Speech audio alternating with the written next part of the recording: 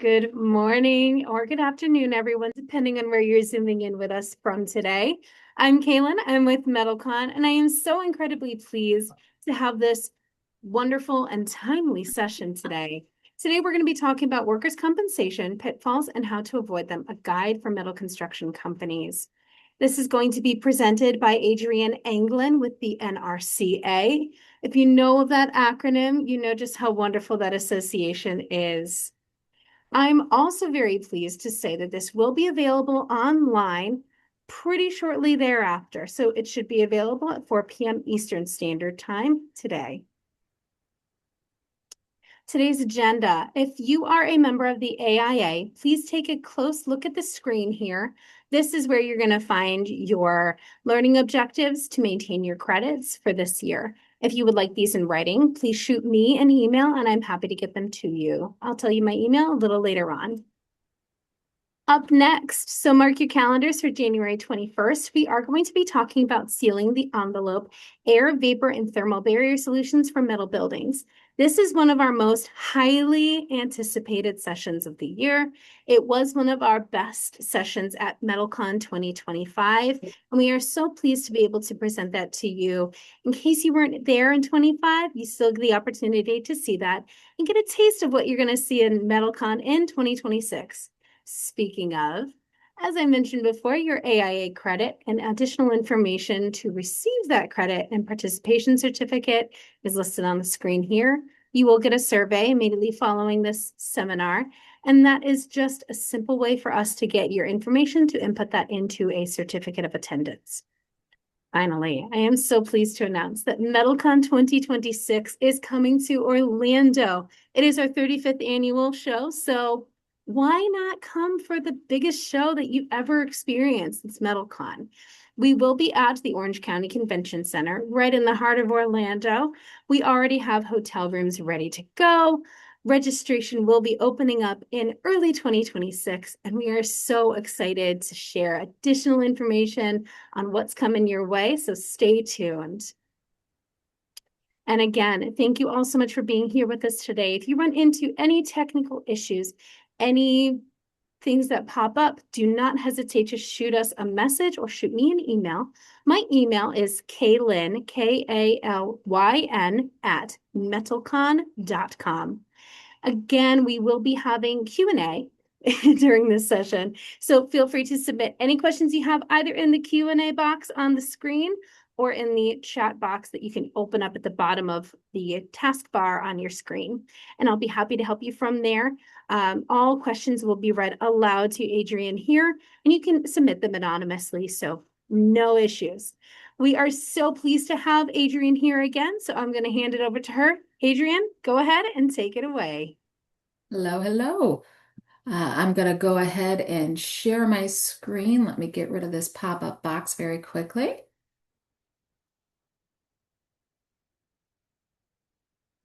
All right.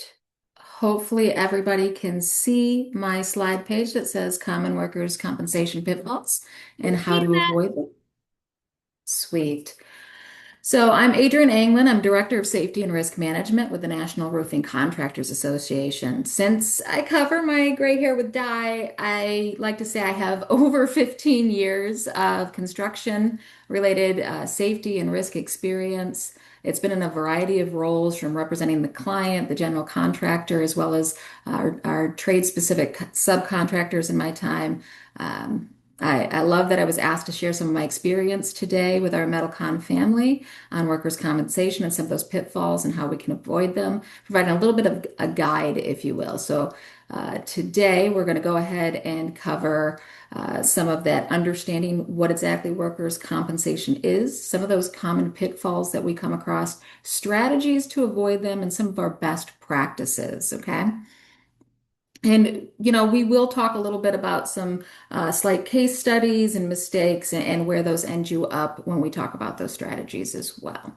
So first off, to have this conversation, we kind of need to talk about what workers' comp is.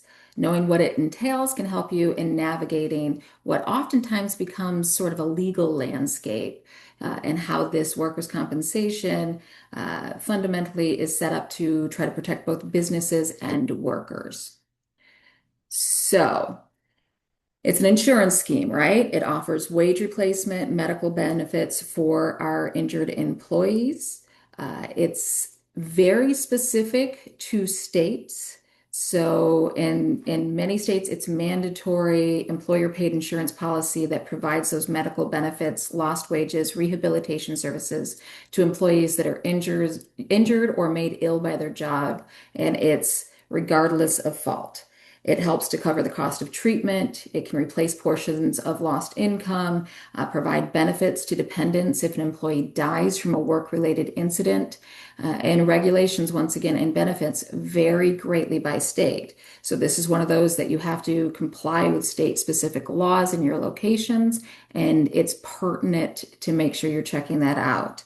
Now, sometimes workers' compensation is referred to as the grand bargain, or you may hear exclusive remedy. Now, that refers to the trade-off in the workers' compensation system. So, with workers' compensation, employees often sort of give up or trade off their right to sue their employers for work-related injuries in exchange for guaranteed no-fault benefits like medical care and wage replacement. This is set to try to provide employees with faster compensation and medical care while protecting employers from some of the larger lawsuits that have unpredictable damages. And I'm thinking some of those punitive damages and like pain and suffering, things that can vary greatly when you get into a litigious case. It's often considered to be a mutually beneficial compromise, though, as with most things, there are some narrow exceptions to the remedy. Failure to carry insurance right can result in being sued because you don't have that remedy. Willful negligence as cause of injury can be hard to prove, but it can also negate some of these protections. There are exceptions by states as well, but it's one of those things that employers often don't realize that workers' comp, we started this journey, I want to say it was 1911, and Wisconsin was the first state to kind of start the workers' compensation journey, if you will. Um, so when we talk about the basic components of coverage, many people are talking the medical expenses that are covered. And, medical benefits can be doctor visits, hospital stays, treatments related to the work-related injury or illness. The wage benefits, replacing a portion of the employee's lost wages while they're unable to work due to a condition. Rehabilitation services are often contained herein. This can include, in some states, job retraining or just other services to help an employee return to work. And as I mentioned on the last slide, this can be death benefits as well, payments to dependents if a worker dies from a work-related injury. Now, workers' compensation laws. There's federal and state compensation laws that are set up. Um, you know, Contractors got to comply with both the federal and state workers' compensation laws, and these vary once again greatly. You're going to hear me say that. In some states, you're mandated to carry insurance as soon as you employ one employee, including yourself. Others have thresholds that you have to meet before you have to carry insurance. Um, you're going to get federal laws covering certain categories of employees, like non-military federal employees or railroad workers or like your maritime employees. Um, the ones that most contractors are going to deal with in businesses, these are usually established by statutes in each state. And those state laws and court decisions that happen in the state control the program in that state. No two states have the exact same laws and regulatory guidance. States are going to determine the features like the amount of the benefits, the impairment and injuries covered, how impairments are evaluated, and how medical care is delivered. They can dictate whether workers' comp is provided by state-run agencies and private insurance or by the state alone. States can also establish how claims are to be handled, how disputes are resolved, and they may devise strategies such as like limitations on chiropractic care to try to control costs. So once again, it's always important to visit the state's workers' compensation department website to learn about the requirements where you perform work. And it's important to note that the states do have different levels at which workers' compensation is required, once again. Whether at your first employee or a set number. I want to say Texas, and once I'm not a legal professional, I don't even play one on TV, not even for Wednesdays. But I want to say off the top of my head, Texas is the only state where I think it's truly optional to have workers' comp. Um, but some states do have steep fines for not meeting obligations to have coverage. You're going to hear some stuff about monopolistic states. I want to say there's four off the top of my head that I can think of: Ohio, North Dakota, Washington, and Wyoming. For anybody that lives in these states, if I got it wrong, give a girl a shout out. They have what's called a state fund. So businesses purchase workers' compensation from the state fund. They don't get the opportunity to buy it from private insurance companies in these cases. And the purchase of workers' compensation does not necessarily include employers' liability insurance, which would often protect you against lawsuits claiming a worker was injured by employer negligence. But you can often get gap coverage in those states to close that particular risk gap, if you will. Okay, so now that we've covered a little bit about what workers' comp is or is supposed to be and how it varies so greatly across the United States, let's talk a little bit about the trends that we're seeing in workers' compensation now. You're going to see mental health right at the top. I think mental health awareness is rising, in the business world, in the work environment. Many companies are incorporating programs to support employee well-being. We're not just looking at the physical being, but the entire employee, not separating the work and home life completely as we used to. You're going to see technological innovations continue as they help us not only to streamline injury reporting, but they help with that proactive focus on safety and education. And, when we look at key trends, yeah, we are seeing significant raises in mental health claims. Now, not every state will allow a workers' comp mental health claims, but some of them do. They can have some pretty high bars to prove that the mental health related claim is stemming from the workplace. Often stress and burnout are where those claims reside. And they're starting to get more expensive and last longer than some of our other types of claims. Many of us have experienced the increased use, especially since COVID, of telemedicine and some of those technologies, which has helped to accelerate and provide some easier access to care. Uh, you're even seeing some use of artificial intelligence or AI to help identify high-risk claims and improve the overall kind of claims management process for better outcomes. I'd be remiss, I know it says aging workforce. I like to refer to us as a more experienced workforce, right? And as we get a more experienced workforce, we start to get some claims that are kind of unique to that demographic.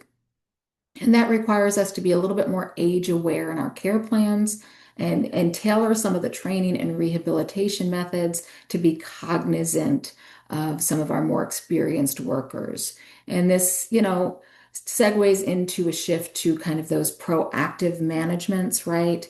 As I mentioned, technology like AI is helping claims adjusters proactively identify risks and implement interventions earlier, but you can also work to tailor care. So as we see changing demographics in our workforce, this can necessitate a more personalized approach to training, prevention, and recovery. I like to say that somebody in their late 50s is going to have a different recovery than somebody in their early 20s. The bounce back, if you're anything like me, I'm in my mid 40s, and there's a lot more creaks and pops when I get up in the morning than I ever had in my 20s.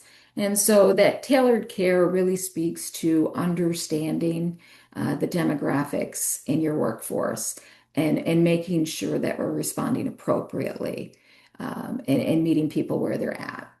Rising costs, I mean, part of that is economic factors like general inflation, wage inflation that can contribute to rising costs for medical care, indemnity payments, and claims, and put upward pressure on overall costs. And the complexity of new claim types are factors that contribute to higher overall costs as well. Now, you do get some things with that.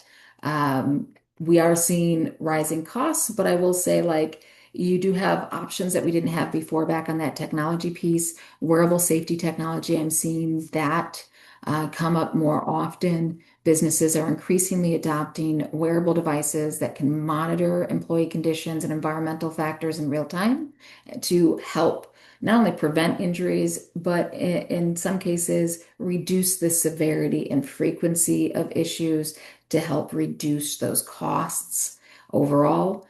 And long tail claims, just like it sounds like, these are long life cycle claims, often involve chronic pain or delayed symptom onset. It can be more complex to manage, and we're starting to see some rising trends with those. Items not on the slide that you may have heard talked about recently, workplace violence has had some light shined on it, a little bit more of a focus as a significant concern. Certain sectors see it more often, your healthcare, your education, but workplace violence can be a direct cause of injury and claims with its own subset of implications and impacts. And then just an evolving regulatory landscape. You're seeing some regulations around post-traumatic stress disorder, PTSD, for certain occupations, and legal frameworks that are adapting to new workplace challenges. So just like a little bit of a rundown on some of the trends that we're seeing in workers' comp and why you might see certain items discussed a little bit more than maybe they would have been a decade or more ago. Now, when we talk about proactive strategies for injury prevention, a lot of these are going to talk about the safety of the work environment. To put it simply, if there isn't an injury, you likely don't have a claim, right? So that age-old ounce of prevention being worth a pound of cure, comprehensive programs. We're not talking set and forget, we're talking systems with feedback loops and worker engagement. Safety training should be an ongoing thing, and regular audits to help not just identify hazards, but additionally get them mitigated. Encouraging communication to foster that safety culture. And you're going to hear me mention ergonomic practices, significantly reducing some of your injury framework and risk. A lot of our field folks, especially, have physically demanding roles. Our more experienced workforce, I've mentioned before a couple of times, I like to think of them when I think of ergonomics and equipment maintenance, right? You take care of your equipment, you don't operate it outside of certain set limits, and you do this to prolong how long it has a useful work life, right? We do the same thing for people. As we have more experienced employees, as employees are working as in these field-focused roles, I like to call them industrial athlete sort of roles, we need to make sure that we're thinking through how to take care of the body. And sometimes it can be simple but significant ergonomic practices to reduce strains, sprains, and once again, no injury, no workers' compensation claim, right? So proactive strategies for injury prevention often get labeled as part of your overall strategy to reduce workers' compensation claims. One of the things we'll want to mention here is understanding that there's a financial impact to workers' compensation claims. It's not just the cost of your workers' compensation, right? There are both direct and indirect costs here.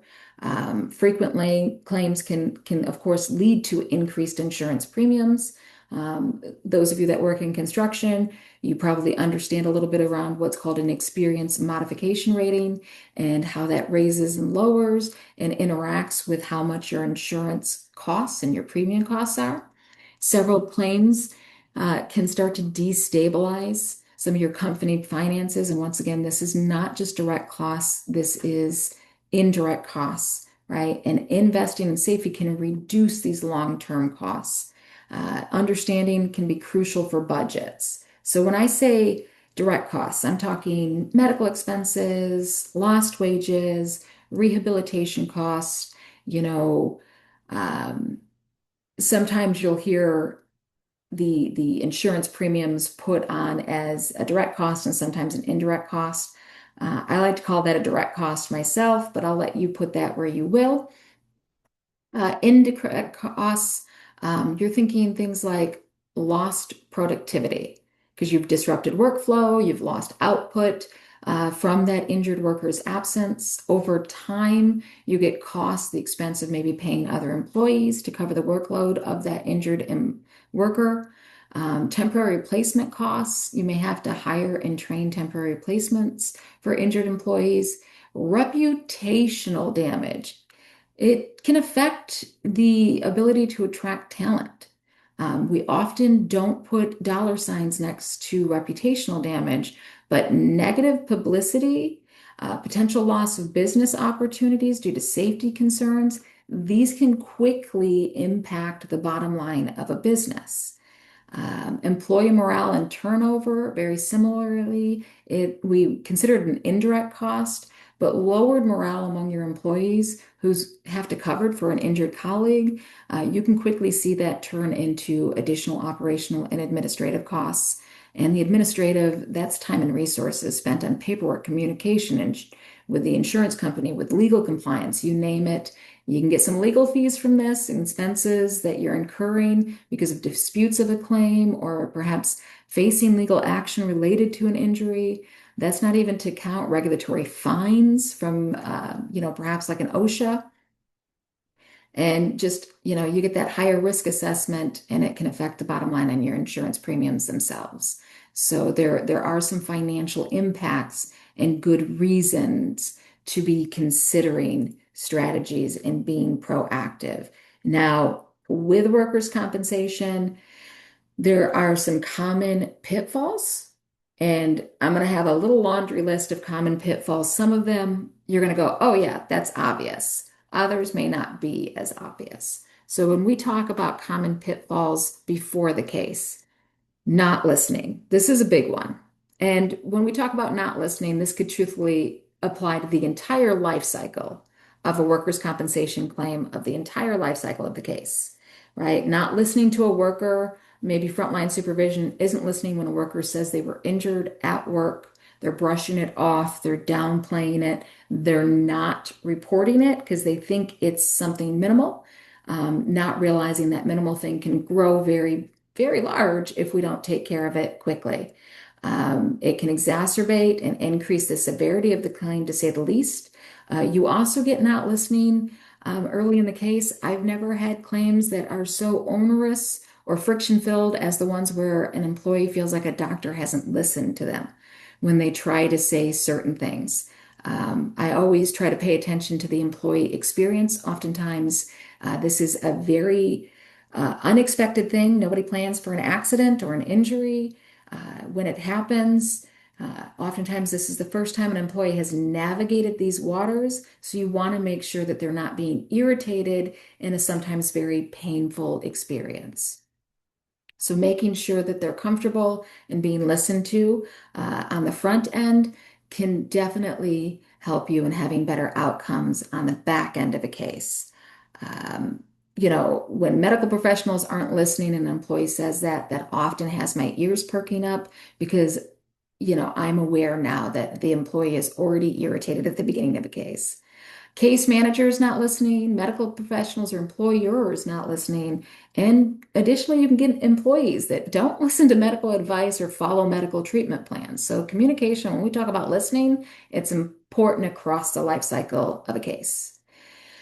Not reporting injuries immediately. This is a big one. Delays in reporting can delay care, and you'll see that down below, but it can cause unnecessary hurdles and delays in the entire claims process.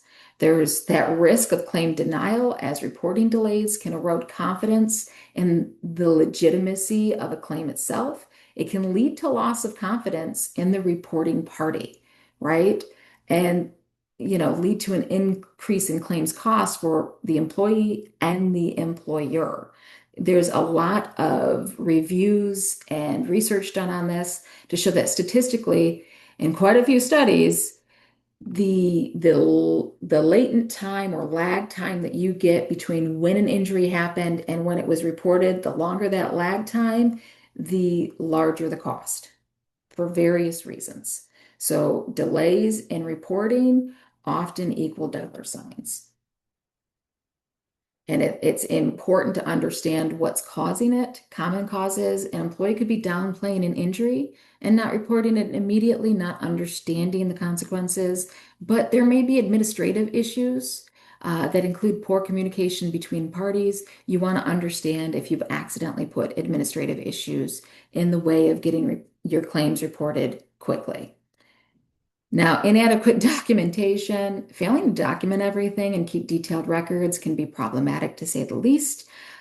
This can be everything from documenting the injury, the incident, the medical interventions, the interactions. It becomes important later, sometimes during. Incomplete paperwork can create processing hurdles, leading to frustrating delays of receiving your medical treatment on time and your financial compensation on time, and it drives worse outcomes.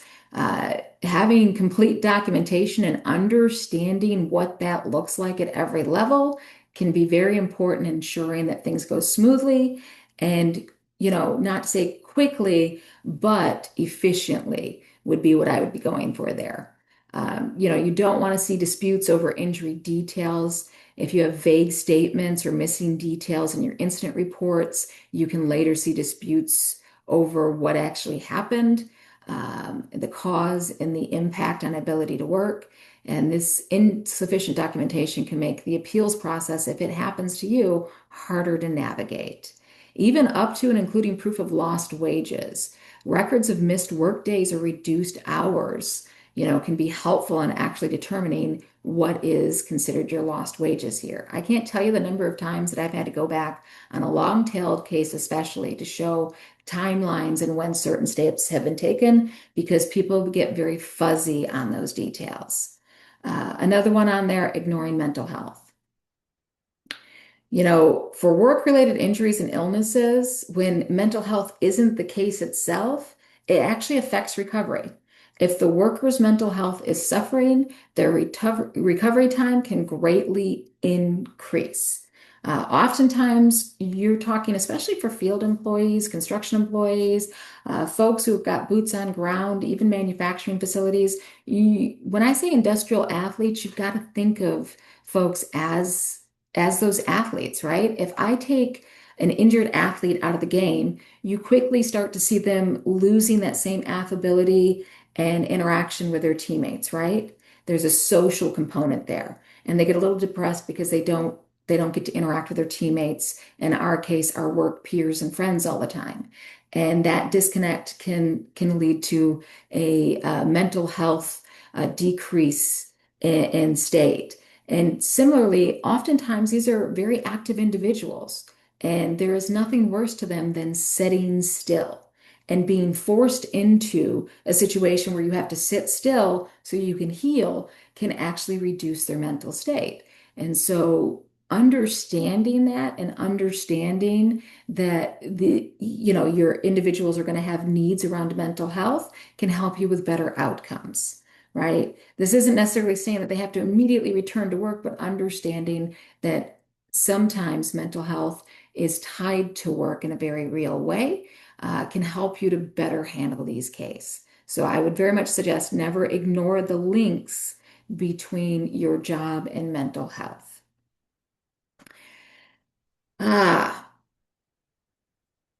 Now, failing to seek immediate medical attention. Delayed care can result in increased severity.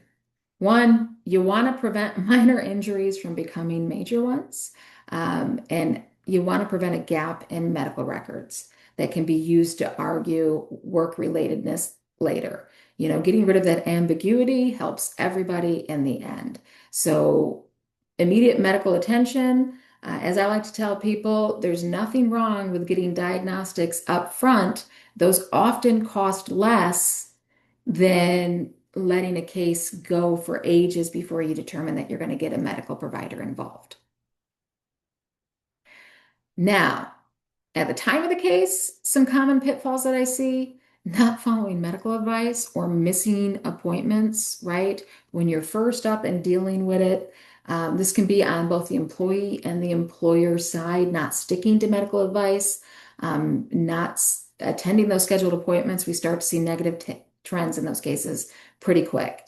Medical restrictions are pretty big here. When an employee is restricted from certain things to allow healing to occur, if either they or the employer or a representative of the employer chooses to ignore those restrictions in the field, we very quickly see negative outcomes, or in some cases, even further exacerbation of injury or illness.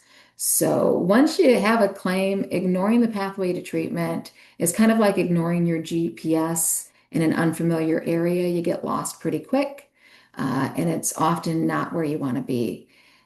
Navigating that process alone, engage in the risk and claims process, communicate. If you're not communicating, if you're not engaging in this process, and if you're doing it by yourself, you can risk non-compliance with some complex state laws, inadequate documentation, insufficient claim investigations, and just overall, you're increasing hurdles and potentials for, times and costs when it comes to your claims. Everybody needs to phone a friend at some point in time, get real close with your broker, your agent, know who your resources are. Underestimating the impact of social media. This goes both ways. Social media can actually be used to investigate claims. Posts, photos, and tags can serve as evidence to both support and dispute a claim. This can vary by state, but privacy settings and monitoring tags can be essential when it comes to claims. There are legal limits, but public content in most states is generally fair game for investigators. This is one of those, attorneys are helpful, legal consultations are helpful. It's never a bad idea to consult with an attorney on navigating this particular pitfall. Just like somebody can post on social media about their current claim and erode, what's going on with them as an employee. Employers can do the same thing when they post on their social media and they show things where policies and procedures aren't being followed. It's always a good thing to check in with legal counsel on what you should and should not be posting in photos and videos on your social medias. Okay.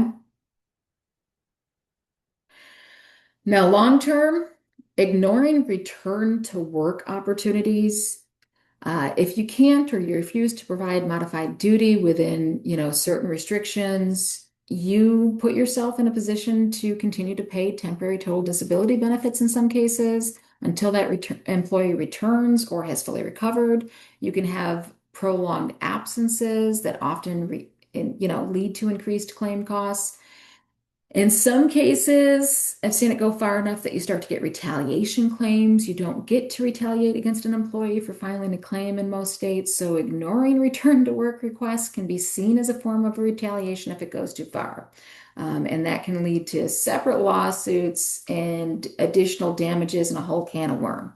Similarly, you'll see things pop up in those sorts of realms and those can of worms around discrimination suits. You'll start to slowly veer into ADA and state laws, like in California, FEHA, for failing to engage in interactive processes for reasonable accommodations. So once again, having, expert counsel is very, very useful in this, and making sure that you're paying attention to opportunities to return to work. In some states, refusal to rehire can come with penalties if you're unreasonably refusing to rehire an injured worker. And this isn't to mention just loss of productivity, loss of morale, and some of the reputational hits you can get. So if you don't have a return to work policy, I would have some deep discussions around return to work policies and opportunities and what those would look like. Another one long term is not willing to settle. Um, this obviously involves your insurance and claims adjuster when it comes to settlements. But if for any reason the employer starts to be a part for prolonging claims, certain states, prolonged disputes can result in increased legal and medical costs, but you can also incur legal fines as an employer if you're in some way, shape, or form prolonging this. So, be careful, know the laws in your state, and it can have negative impacts with other employees and sometimes with the general public. There's several different ways workers' compensation claims can be resolved. I mean, I know we've all heard of like trial or stipulation request and reward, or, compromised lease agreement or release agreements, which can be those lump sums. Make sure you understand what those avenues are. There are pros and cons to settling, but don't just be unwilling to settle for whatever reason. Um, this exists as an avenue for some very good reasons. I like to say the purpose of insurance at the end of the day is to protect your assets. So don't forget that. And then we want to talk about misclassification of employees affecting coverage. All right, those of you familiar with workers' comp, you're quickly going to understand that this can happen in a couple of different ways. It can affect your premium costs. The misclassification can determine if an employee is eligible for workers' comp under your benefits. And it can lead to a worker being unfairly denied. But you get a few things here. So often you have risk-based class codes, and your employees are classed under these codes. They are not the same as your NAICS codes, and they can differ by state. This isn't something you can just Google and look up. This is why having a good rapport with your broker or your agent is important so that you can understand and make sure you've classified your employees correctly, right? If you're a roofing contractor and you've got employees working on a roof and you've classified all of your employees as administrative, that's problematic because when you get a claim from an employee working on a roof, your insurance provider, remember, insurance at its base nature is often looked at as a contract, may look at that as you've just broken the contract and they may want to drop you, right? So you don't want that. But additionally, if you've got a couple of different types of employees, you're going to want to make sure that you've classified them when you review your classifications correctly so that you don't have all your admin or clerical employees looking like they have the same exposure as your roofing employees because you just said you have 100% roofers or field employees. So always make sure you're having that conversation. Additionally, make sure that you're being realistic. If you've added certain work types to what your company does, talk with your insurance agent, okay? Accurate classification is key.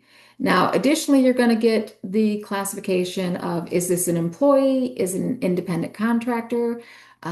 Employees are generally eligible for workers' comp. Independent contractors typically aren't, and that can leave them without benefits. But you want to make sure that you're doing this appropriately and by the laws in your state. Another pitfall, delineating the line between your company and your subcontractors, right? Know the difference between, your contractor versus subcontractor. Typically, the contractor is hired directly by the client, responsible for some overall section or scope of the project, but the subcontractor may be hired by the contractor to perform specific tasks, right, as an independent entity. Understand those insurance requirements. Subcontractors should have their own workers' comp, and you're going to want to verify that they have that. Best practices, you're going to want to have defined roles and responsibilities in your contracts to avoid ambiguity. I know it leads you down that legal path to talk to legal counsel again, but but once again, avoiding ambiguity is going to help you in the end. Audit periodically to review your subcontractor insurance status and make sure everybody's got training to understand what the protocols are if you've got subs on a job site and their workers' compensation and what should be included and what should be done if a subcontractor is injured. Now, strategies to avoid some of these pitfalls. Many of them are fairly direct, right? Um, so we talked about those pitfalls. Immediate reporting, yeah, no delays. Seems pretty simple, right? Thorough documentation, but that means you need to understand what documentation is needed beforehand and understand the process. Mental health support, we don't want to ignore it. This means, in some cases, reducing the stigma and raising the awareness and understanding what your risks and liabilities are in your specific state. Sticking with the professional guidance, including medical advice, so adhere to that medical advice, but getting professional guidance and admitting you need professional guidance in some cases. Understanding social media impacts and careful consideration of settlements, right? Those are pretty like straightforward. There's different avenues to address that within each organization. When we continue that on, expanding from the last slide, immediate reporting is supported by clear reporting procedures that are made with an understanding of the process so that you can simplify the claims process, right? Regular reviews of employee classification to help ensure you're compliant. Once again, communicate. Foster a strong safety culture. It's important. It's more than compliance, it's engagement, it's understanding. And that means a two-way conversation. And utilize your data and analytics to identify trends. Improve your overall safety to prevent repeat claims in the same area. You can learn from your incidents, and you should learn from your incidents. You shouldn't keep repeating the same incident over and over again. Now, some of our best practices. Once again, you're going to see some of this relate around safety. If we don't have an injury or an illness, we don't have a claim. So implementing effective safety programs, starting from the top as a best practice, improve safety, often reduces claims frequency and severity. Establishing robust safety programs and protocols can significantly reduce injuries. And that means being proactive, identifying your hazards before they get to incidents and minimizing liabilities. You want to understand what your legal and financial liabilities are within the organization, and that's part of a hazard assessment. Regular training and education. There's an importance of training and education. Oftentimes, I've hit issues in the past where, a frontline field position didn't understand how workers' comp worked, the laws and requirements, and the initial misconception led to all of the pitfalls being triggered. And so it's important that we train our personnel, especially the middle management and field supervision, to understand how to navigate and why it's so important they need to navigate workers' comp well. It helps to foster a safety culture if your field and your frontline supervision can authentically navigate some of this compliance with workers' compensation and they understand why certain things are important. And it goes without saying, training and education helps you to comply with those laws at multiple levels. I'm going to need you guys to understand personal medical cases. So, distinguishing personal medical cases from workers' comp cases, you want to basically prevent personal medical cases from being workers' compensation claims. Because if you exacerbate it with something in your work, you can take it from being personal medical and exacerbate it at work into becoming a claim, right? And when looking at medical care, I'm often looking, just to be clear, at the treatment of that exacerbation. I like to say if somebody has exacerbated a chronic condition, I'm not expected to cure the chronic condition. I'm expected to, improve and get them to maximal medical improvement and feeling better from whatever was caused by the work. So for those of you who just got real scared, no, we do not have to cure diabetes.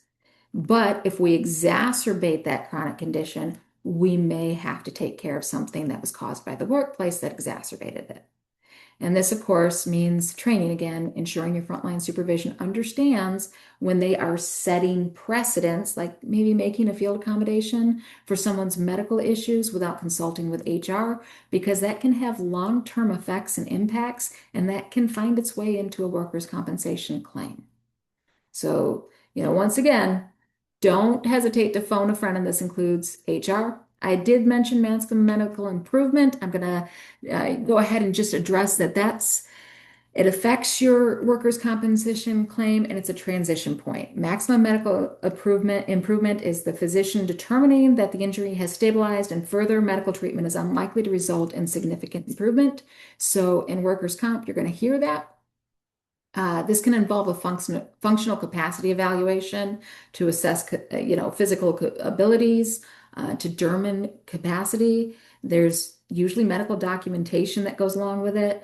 And sometimes this transitions from temporary disability benefits to a conversation where you're talking long-term benefits or a permanent shift. There are legal and financial implications. And that starts the potential for a different sort of dispute. But often that is the end of treatment-based benefits and where we start to assess long-term. So MMI is something that you'll hear bandied about. I wanted to make sure we mentioned it here. And once again, you want to make sure that you're consulting with legal and insurance professionals. I cannot tell you how important it is to have expert legal guidance, compliance guidance, and to work with your agents and brokers to make sure you understand what's going on in your state and that you navigate it well and what your obligations are. Now, tools in the tool belt that you want to be aware of. Medical Canvas, where basically you fill out some forms with the worker, they do this with their case manager, and it turns into a thing where they find out, hey, does this person already have this going on? Did they go to the doctor for the same thing yesterday? It gives you a fuller picture. Surveillance is just like your Magnum PI, regular video surveillance, but you also get online surveillance of the digital footprint nowadays. Independent medical evaluators, or IMEs. These are tools in the tool belt when you just want to get a different opinion to make sure that this one doctor isn't going down a roadway that makes absolutely no sense. Every once in a while, you get somebody who's taking a left-hand turn and you need an IME to make sure everybody's on the same page. And once again, return to work programs, please check with your insurance carrier. Sometimes they have volunteer options where your worker, through their volunteer return to work programs, can actually volunteer with a local volunteer organization through the insurance carrier if you don't have work available. So always check to see if that's a tool in the tool belt. The return to work benefits, once again, it's for workers and employer, reduces costs, lower employee turnover, and faster recovery time. I do want to mention red flags if it's suspicious, inconsistent, or conflicting, right? Things that are going to toss a red flag on the play, common red flags, late reporting, lack of witness or contradictory witness statements, the timing of the injury, and employees' conflicting behavior with their claimed limitations. Just make sure that you're paying attention. It's a trust but verify type thing. There's nothing wrong with verifying the claim when you start to get red flags on the play, right? Difference between compensability and recordability. The criteria for workers' compensation is different than the criteria for my OSHA recordable. The record keeping standard from OSHA 29 CFR 1904 includes specific rules for what constitutes a work-related injury. Workers' compensation often has what we call a three-prong test. Did it arise out of employment? Did it occur in the course of employment? Is it in the scope of employment, right? So they have different tests They have different rules. One does not necessarily equal the other. An easy way to think about like a highlighted difference, if I have a compensable where they went and got diagnostics, diagnostics don't necessarily make something a recordable. Yes, I'm going to have something going on I actually have to look at and pay for as far as medical, but it doesn't automatically trigger recordability. Okay. So, in conclusion, we've talked about yeah, the importance of understanding your workers' compensation, how it protects the business and employees. It's very specific to state. That's the first part of avoiding your pitfalls. We've covered some pitfalls and costly mistakes. Best practices often start with safety, and we can open for questions and answers. Of course, here's my contact information. Um, should you just want to send an email or a call, but I think you can submit anonymous questions too. So we got any questions on the board? Did I finish in time for questions? You absolutely finished in time, but we do not have any questions quite yet. So Oh everyone no. out there in the Zoom universe, please feel free to submit those questions now, and we will happily get those over to Adrian. And yes, questions can be submitted anonymously, or that would be in the Q&A portion of the screen here, or they can be submitted with your name attached to them in the chat box. Again, I'm happy to read those out, so you would not be listed as the individual submitting those questions. So I will start to wrap up here, and if any questions come through, I'll send them over to, or I'll speak them out to you, Adrian. Sounds good. So thank you everyone for joining us today on this very special edition of METALCON Online featuring the NRCA and the wonderful speaker, Adrian Anglin. And again, thank you, Adrian. We so appreciate you taking the time out of your day to be here and to share with us some additional information on the workers' compensation for metal building constructors and contractors. I will be very honest, I learned so much today that I feel like I could go help with workers' comp. I won't, but I could. I So will say I tried to boil a lot of information down to, and you to did some a tips and tricks. fantastic job of that. So again, if anyone has any further questions, you can always shoot an email out to myself, Kaylyn, Kalyn at METALCON, or you can reach out to Adrian. Her contact information was just on the screen. Again, this will actually be available on our YouTube page coming up at 4 p.m. Eastern Standard Time. And if you have any further questions, shoot them out. We are happy to help any way we can. We don't have any questions on the board yet, so I will say thank you every single person who is here. For those of you watching in the future, thank you for taking the time to view this, and we will see you all soon, and hopefully we'll see you at METALCON in 2026. Orlando. Everyone, everybody, thank you again. Thank you.